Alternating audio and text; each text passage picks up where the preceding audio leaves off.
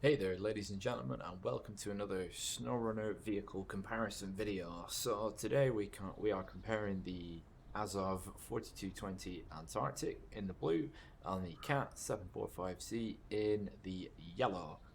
So just like the Azov comparison, I'm going to look at speed and power, frame add-ons, turning circle, ground clearance and cost.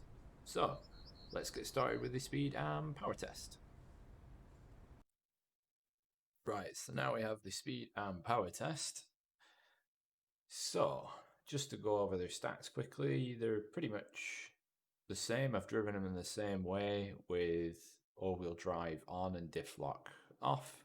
They both use 71-inch mud tires and have a 340-litre fuel tank capacity. So you can see it looks like the Azov gets off to a pretty good start, but struggles on the hill, and then the Cat is, well, straight into the mud. Now, one thing I'll bring up later is that the Cat is much wider, has a lot wider profile than the Azov, but the Cat's big sort of flaws its aversion to water. You can't put a snorkel on it, so if water gets up to the nose, you're kind of in trouble. Whereas the Antarctic can have a snorkel cap basically above the cab, which makes it a bit more ideal for those situations. But when it comes to the actual mud, they both just power through like it's nothing. They just struggle off-road a bit, and that's probably more down to the tires. I mean, these are the proper mud tires. So off-road and mud, they are excellent. And now you can see the Cat way ahead, completes that track in 1 minute 17, whereas the Antarctic is finishing in 1 minute 26. So now we'll take a look at the frame add-ons for both the Cat 745C and the Azov Antarctic 4220. So, frame add-ons include carrier container, which isn't just for containers. You can put any cargo 1 or 2 slots in there, and the fuel carrier, which is unique to the Cat only. So that's all it has access to, so no towing, no sort of fifth wheel or anything. If we take a look at the 4220 Antarctic, we have access to a flatbed and sideboard bed. So no tanker like the Cat, but still the same ability to carry 2 items of cargo. And now we will go outside to look at what trailers we can tow. And here we are looking at the Antarctic's trailer options. So they're all towable trailers. Going through the list of standard ones. So even though it can't take a tanker like the Cat can, it can have a flatbed and then tow a tanker, which is not a problem. If we change to the Cat, you'll see that no trailers are available, so that's a point against the Cat, really, which is a shame. Alright, now we're going to take a look at the ground clearance and turning radius. So, they're pretty much about the same.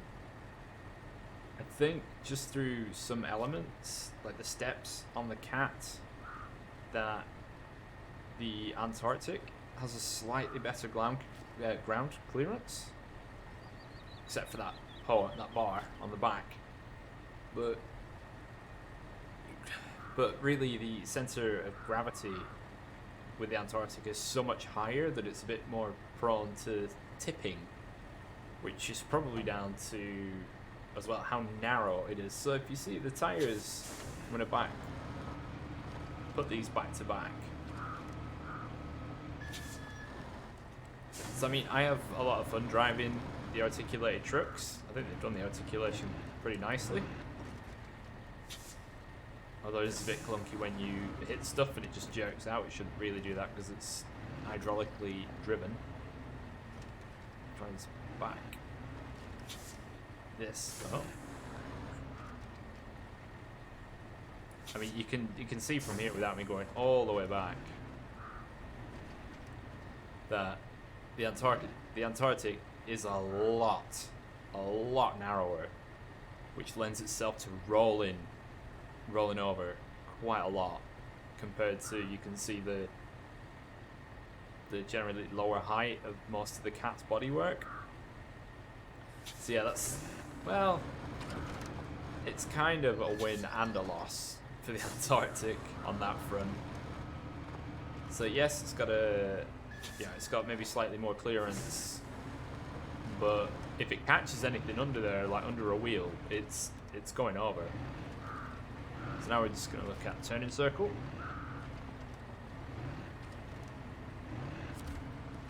Now the great thing about the articulated trucks is getting them lined up. So we're going to try and get the edge of the wheels on the line.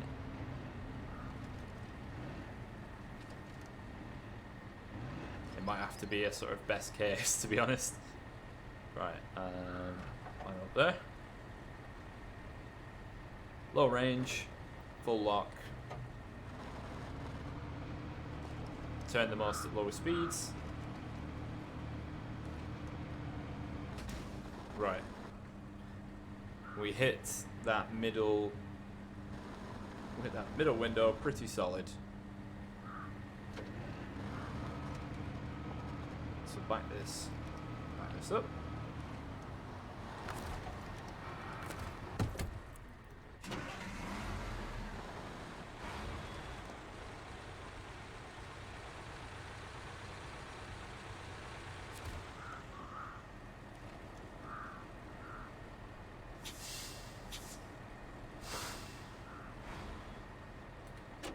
Hubcap over the line, low range.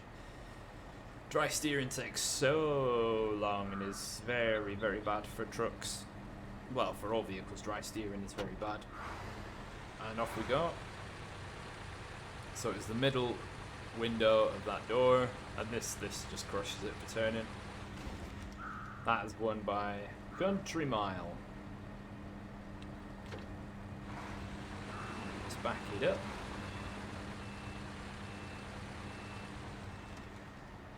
Which, given their relatively similar lengths, if we right, let's.